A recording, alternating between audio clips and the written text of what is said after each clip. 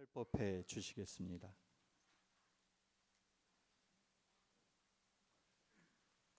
반갑습니다. 이틀 연속 비가 장맛비처럼 내리고 또 오늘 아침에는 새벽에는 그냥 바람이 얼마나 소리가 요란한지 가을 옷을 내놓기가 바쁘게 또 다시 넣어둬야 될 것 같습니다. 제가 최근에 집에서 부모님께서 한번 다녀가라 그래서 다녀왔는데 왜 다녀가라고 하셨을까요? 감이 익었다 가져가라, 배가 익었다 가져가라, 고구마 캤다 가져가라.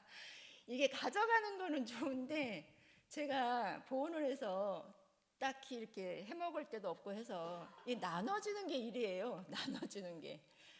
최근에는 감을 가져가라 그랬는데 감을 농약을 하나도 안 하셔가지고 그 하얗게 뭐가 이렇게 끼었어요. 그거를 집에서 따가지고 깨끗이 씻어가지고 이제 인연들에게 나눠줬는데 저희 아버지가 작년에 감나무에 올라가셨어요. 85세시거든요. 그래서 작년에 올라가실 때 우리가 감나무가 이렇게 아슬아슬하잖아요. 오래되고 저희 집 감나무가 좀 유명해요. 그래서 전에 대산 상사님께 올려드리는 그 감나무가 있어요. 감이 맛있는 감나무가 있는데 작년에 뵀을 때 아슬아슬해가지고 이제는 그만 올라가셨으면 좋겠다. 이번에 가니까 또 올라가시더라고요. 긴 사다리 올려놓고 그러면서 내년에는 저 위에를 베어야 될 것 같아.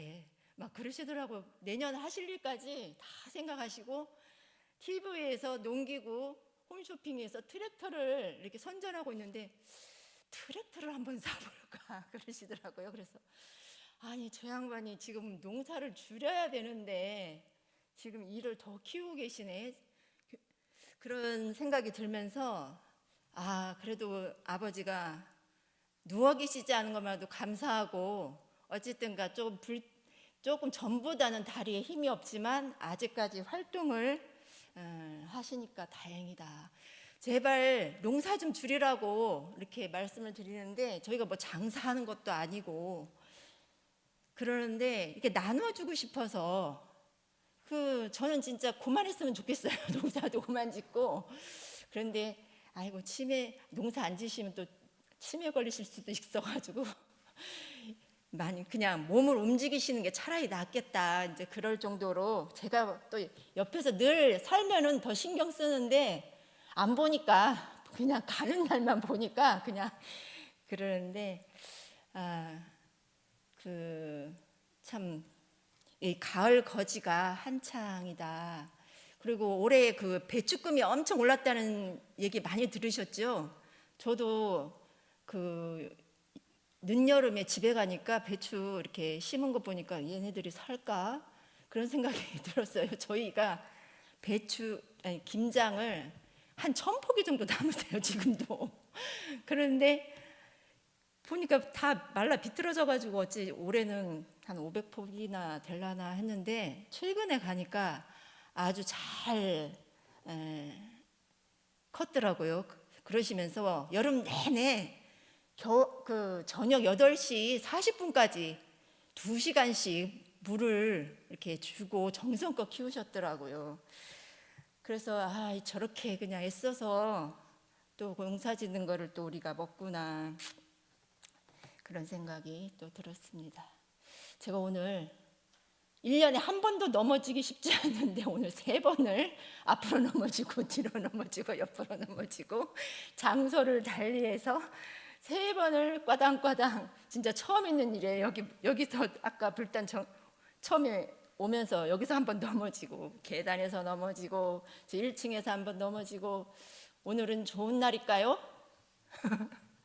오늘은 어떤 날일까요? 제가 오늘 좋은 날이라고 이렇게 머리에 오늘은 좋은 날이야 하면서 왔는데 오자마자 1층에서 넘어지고 3층에서 넘어지고 내려가다 2층에서 넘어지고 이게 무슨 날이지? 이제 그런 생각을 하면서 이렇게 올라왔습니다. 예전에 신문을 보니까 그 우리나라의 슈퍼리치라는 분들이 그 중에 80%가 싱가폴로 이민을 가고 있다는 그 기사를 봤어요. 왜 그런가 봤더니 증여세, 상속세를 피하기 위해서 싱가포르는 증여세, 상속세 또 무슨 세 가지 세가 없대요. 그래서 글로 이민을 많이 가는데 슈퍼리치 하면은 한 자산이 한 1,200 정도. 그래서 여기 계신 분들은 한 번도 싱가포르 갈 일은 없을 것 같고, 그렇게 돈이 많은데 또 그런 그 세금을 내기 싫어서 또 세금이 우리나라가 또 그런 세금이 많다고 하는데 저는 뭐 그런 상속세, 증여세 이런 걸 생각하지 않고 살아가지고 이게 감이 안 잡혀서 생각을 평소에 안 하고 살았는데, 하여튼 돈이 많으신 분들은 그것이 엄청나게 이게 뺏기는 그런 일인 것 같습니다. 그러면서 제가 종사님 천도품 17장에 사람이 평생에 비록 많은 정곡을 벌어놓았다 하더라도 죽을 때에는 하나도 가져가지 못하나니 하나도 가져가지 못하는 것을 어찌 영원한 내 것이라 하리요.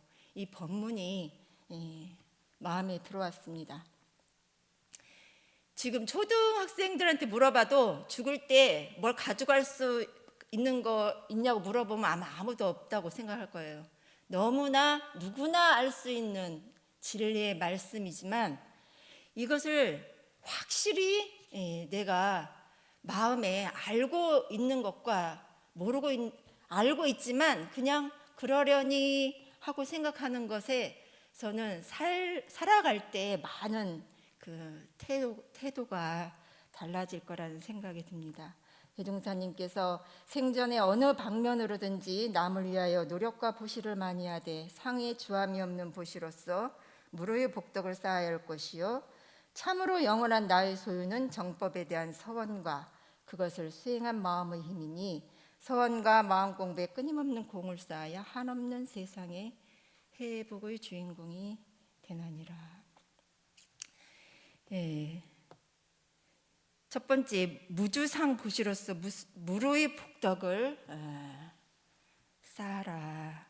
저는 이 무주상 보시는 그 부처님 정도 돼야지 할 수 있는 것 같아요. 그래서 저는 유상이든 무상이든 복덕을 많이 짓자 그렇게 생각을 하고 있습니다.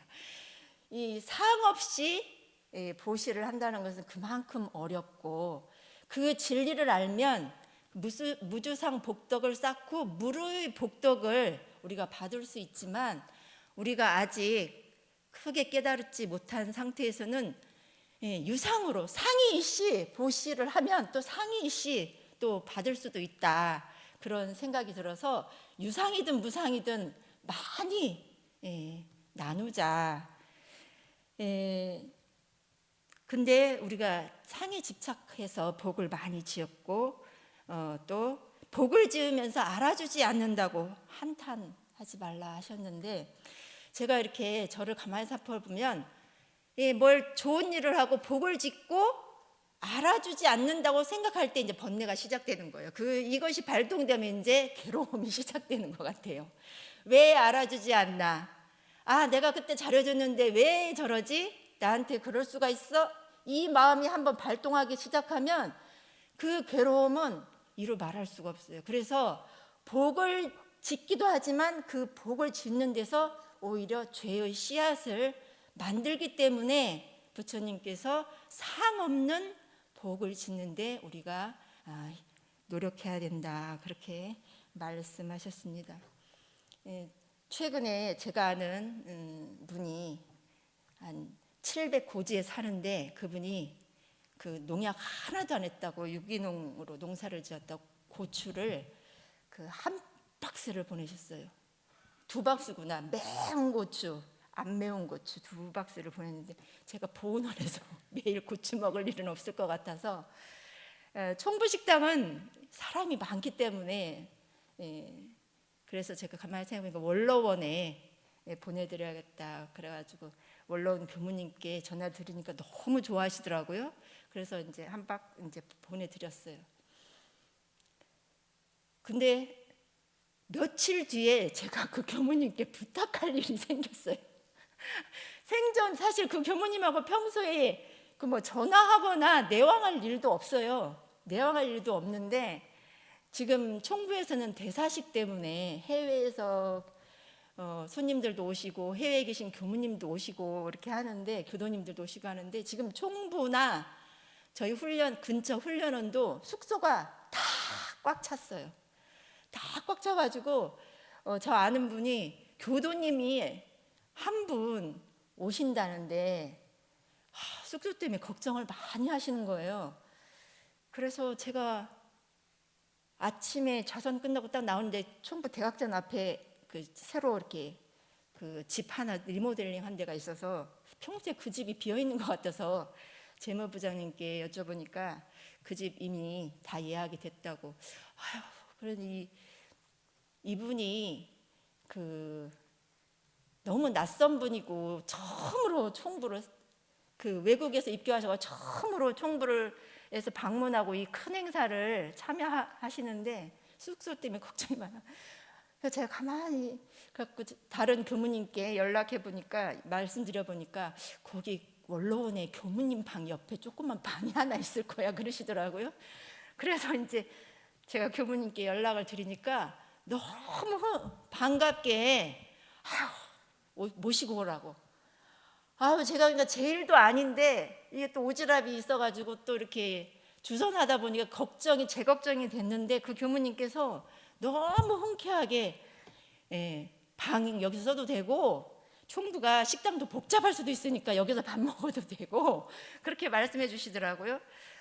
그래서 제가 너무 감사하고 제가 그 전에 교무님께 고추 한 박스 안 드렸어도 그 교무님은 물론 충분히 해주셨겠지만 왠지 그런 거래가 한 번 있었기 때문에 제가 조금 마음이 편안하고 그러지 않았을까 그런 생각이 들면서 이런 것이 내가 뭘 받고자 하고 그런 것은 아니지만 우리가 살아가는데 윤활유 역할이 이 복덕이 될 수 있겠다 그런 생각이 들어졌습니다. 두 번째는 정법에 대하여 특별한 서원을 세우자. 우리 성가에 사람 되기 어려운데 이미 되었고 불법 듣기 어려운데 이미 듣나니 이내 몸을 이 생에 제도 못하면 어느 생을 기다려서 제도하리요. 이 성가가 너무 그 절실하고 간절하다는 것을 이렇게 성가를 한번 불러보시면 더 느껴지는데 저희가 이미 사람으로 태어나서 사람 되기 어렵다는 걸 느끼질 못해요. 그렇죠? 이미 그냥 태어나 보니까 사람이야. 그래서 뭐 당연히 사람이지 이렇게 생각하시는데 부처님 법문에는 결코 그렇지가 않아요. 사람으로 태어나는 것이 너무너무 어려운 일이라는 것을 불경을 통해서도 많이 접할 수가 있습니다. 저희가 불법 듣기 어려운데 이미 듣나니 이 불법 듣기도 너무너무 어려워요. 그죠? 저희가 저도 반려견을 키워봤는데 개들도 말을 알아듣지요. 개들도 말을 알아듣죠. 산책하자 그러면 그냥 착 일어나가지고 막 꼬리를 흔들고 제가 키우던 개는 목욕하기를 지독히도 싫어하게 해가지고 목자만 나오면 어디로 도망가고 목 이러면 벌써 어디로 가고 없어가지고 목욕시키기가 그렇게 힘들었는데 그리고 간식 먹자 하면 또 하고 교당 개 3년이면 죽빛 소리를 알아듣는 것 같아요. 야는 법회를 딱 시작할 때 죽비를 딱 3번 치면 탁 앉아있다가 마지막에 끝날 때 죽비를 딱 3번 치면 기지개를 쫙 펴고 일어나요. 그래서 야가 죽빛 소리를 알아듣는구나. 이제 여러 가지 이제 그런 것도 있지만 얘가 죽빛 소리를 알아듣고 간식 먹자 산책 가자 그런 소리를 알아듣는들 대종사님 법문을 봉독할 때 얘가 알아들을까요? 보통 개는 아니라고 생각하지만 제가 봤을 때는 이 부처님 법을 이 걔가 알아들을 수는 없을 거다, 그런 생각이 듭니다. 언젠가 TV에서 세상에 이런 일이 보니까 반려견 주인은 교회를 가는데 이 반려견은 절에를 가더라고요. 그래서 삼거리에서 싹 갈라져가지고 주인은 교회 가고 저기 개는 절에 가가지고 저기 스님 예불하는데 옆에서 이렇게 하고 어떻게 그거는 어떻게 합성도 아니고 이렇게. 그래서 그 반려견 주인이 한테 인터뷰를 하니까 그건 자기도 모르겠대요. 하여튼간 딱 되면 글로 싹 간다는 거예요. 그래서 하여튼간 그렇게 매일 출석한들 이 개가 그 부처님 법문을 알아들을 수 있을까? 저 학군단장님 여기 매주 참석해 주셔서 감사한데 우리 학군단장님은 제가 교회 다니시는 걸로 알고 있어요. 그렇지만 제가 이 불법을 듣기가 참 어려운데 이 원광대학교에 소속돼 있어서 어쨌든가 부처님 말씀을 들을 수 있는 기회를 잡으신 것이 큰 복이시다. 본인도 그렇게 생각하시는지 모르겠지만 저는 그런 생각을 하고 있습니다. 이내 몸을 이 생에 제도 못하며 어느 생을 기다려서 제도하리요. 저도 교회를 아주 열심히 다녔다고 언제가 말씀드렸죠. 새벽기도 빠지지 않고 다니고 그 목사님께서 말씀하시면 저렇게 살면 지옥 가지. 지옥 착하게 살아야지. 저도 그냥 어렸을 때 그것이 다 받아들여져 가지고 맞아 착한 일 해야지 그렇게 살았는데 또 제가 자연스럽게 또 원불교에 왔는데 또 목사님의 말씀에 이어서 원불교 말씀도 너무 좋은 거예요. 이 원불교 말씀은 더 제가 생각할 때 더 재미가 있었어요. 어렸을 때 그 말씀. 그런데 이 지금 사람 몸 받았을 때 더 영성이 열리지 않으면 어느 생을 기다려서 이 나를 제도할 것인가 많이 생각되는 부분이고 더욱이 이 깨달음과 인연이 되기는 더욱 어렵다. 그래서 불교에서는 맹구오목이라는 말이 있고 섬계투첨이라는 말이 있어요. 섬계투첨은 겨자씨 보신 적 있으세요? 저는 봤어요. 겨자씨가 우리 깨 있잖아요. 참깨의 한 20분의 1 정도나 되려나. 너무너무 작아 보이지도 않는 그 겨자씨를 땅에 놓고 그 바늘을 위에서 던져서 겨자씨 이렇게 맞추는 거. 그만큼 그 기회가 희귀하고 어렵다는 것을 표현해 주셨는데 불법 만나기도 어렵지만 이 불법을 통해서 깨달음의 인연을 닿기도 참 어렵다. 그래서 저는 지금 이 교직원 법회에 참석하신 분들은 아주 희유한 그러한 인연, 큰 은혜를 본인이 자체에서 오셨든 강제로 오셨든 하여튼 이 희유한 인연이다. 그런 생각이 듭니다.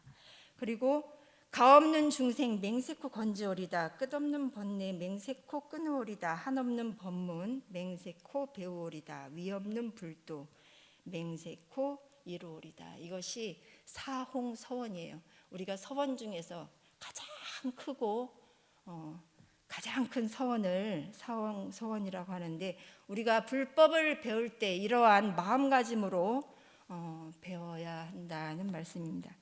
제가 교학과 1학년 때 동선을 나면서 저는 교학과 들어와서 낙원이 여기로구나 그런 생각을 하면서 학교를 다녔어요.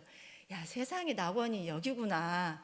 그러면서 이렇게 법문을 들을 때마다 너무 희열이 있어가지고 너무 공부를 하는데 제가 1학년 동선 때 불법이라는 것이 이렇게 깊고 이렇게 끝이 없구나. 나는 영원토록 불법을 공부해야겠다. 제가 1학년 때 소원을 세웠어요.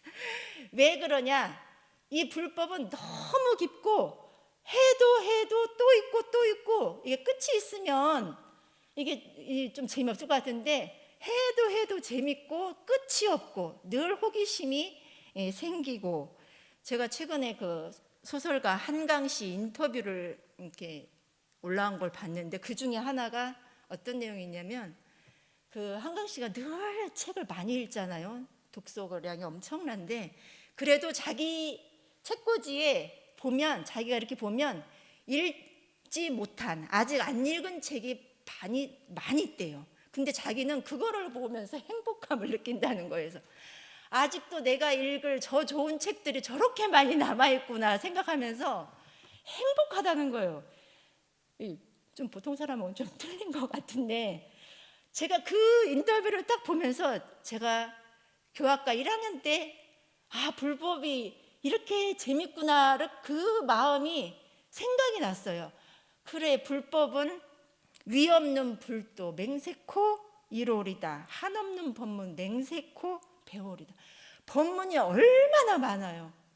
해도 끝이 없는 그 팔만대장경 그 법문을 배울 때마다 희열이 생기고 배울 때마다 조금이라도 그 알미 생기는 것이 참으로 행복하다. 제가 그것을 많이 느꼈는데 이 한강 씨가 그 읽지 못한 자기 집 책고 저도 책 사는 걸 좋아해서 책을 늘 사는데 갈수록 책을 못 읽고 새 책이 그냥 계속 꽂아 있는데 그냥 보고 있어도 행복하다는 생각이 드는데 이 한강 씨가 그 읽지 못한 책을 보면 행복하다는 그 말씀을 듣고 우리가 불법을 공부할 때도 제가 불법을 공부할 때 이런 마음이 있었구나 그런 서원이 한 번 더 챙겨졌습니다. 또 하나는 정법 수행을 하여 마음의 힘을 키우자. 제가 원불교 다니면서부터 왜 이렇게 마음이 더 좋았냐면 우리 그 서품 2장에서 3장에서도 말씀했지만 마음의 원리를 알려주고 생사 이치를 알려주고 인과의 이치를 드러낸 것이 불법이잖아요. 이 이치를 모르고 살면 우리가 영원한 세상에 이 이치를 모르고 살면 회복의 주인공이 될 수가 없다. 이 정법을 안다는 것이 그렇게 중요하다는 생각을 합니다. 이 세상에 많은 법이 있지만 책방에 가도 성공하는 법, 나를 이기는 법, 돈 많이 버는 법 그런 책은 엄청 인기가 많아가지고 맨 앞에 매대에 있어요. 저도 책방에 한 번씩 대한서림 가는데 보면 나를 이기는 법, 자기 개발서 제일 많이 있고 제일 많이 차지하고 있고 제가 찾고자 하는 책은 거의 없어요. 그런데 이 세상에서는 그렇게 돈을 많이 버는 법, 성공하는 법 그런 법을 가르치기에 많은 사람들이 돈을 쓰고 하지만 정말 자기 마음을 아는 법, 또 생사를 아는 법, 또 죄보고 이치를 아는 법, 인과를 아는 법에 대한 책은 참 드물어요.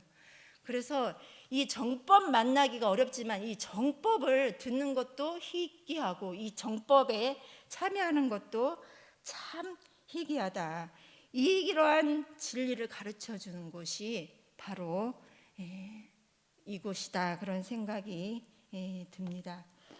제가 우리가 영원한 세상에 회복을 구하는 것이 참 깨닫지 않으면 쉽지 않은 것 같아요. 지금 현재 돈을 많이 벌어서 살고 돈이 있으면 행복하고 돈이 조금 부족하면 마음이 안 좋고 저도 보니까 제가 지금은 꿈을 거의 안 꾸는데 제가 부교무 때만 해도 돈 줍는 꿈을 그렇게 많이 꿨어요.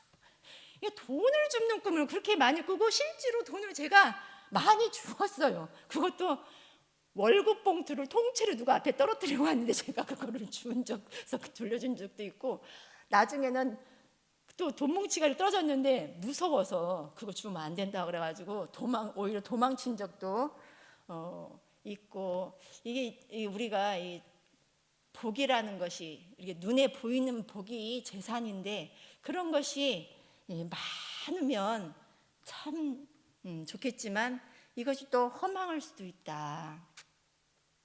재밌는 얘기를 하나 해드리겠습니다. 어떤 분이 꿈을 꿨어요.